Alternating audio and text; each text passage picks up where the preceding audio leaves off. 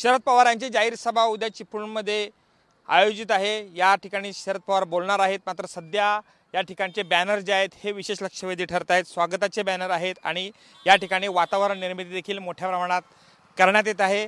काल अजित पवार यांची सभा झालेली आहे आणि या सभेला देखील प्रतिसाद तसा मोठा होता आणि यानंतर आजच्या ह्या दृश्यामध्ये आपण पाहू शकतोय की मी येतोय ह्या आशयाचे बॅनर्स जे आहेत हे झळकत आहेत। हे विशेष लक्षवेधी बॅनर आहेत।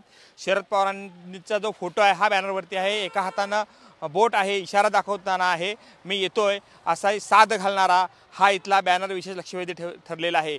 हा जी दृश्य आहेत ही महामार्गाची दृश्य आहेत। असे विविध प्रकारचे बॅनर जे आहेत हे महामार्गावरती पाहायला मिळत आहेत। हा हायवे आहे, कराड हायवे, चिपळूण कराड या हायवेवरती अशा बॅनर्स काही शेकडो बॅनर्स असे आपल्याला पाहायला मिळत आहेत।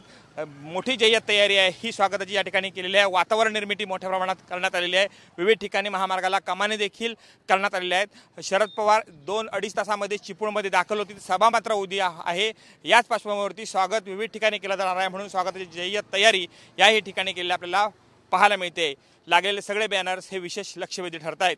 व्हिडिओ जर्नलिस्ट समित गजदेसह कृष्णकांत साळगावकर, TV9 मराठी, चिपळूण, रत्नागिरी।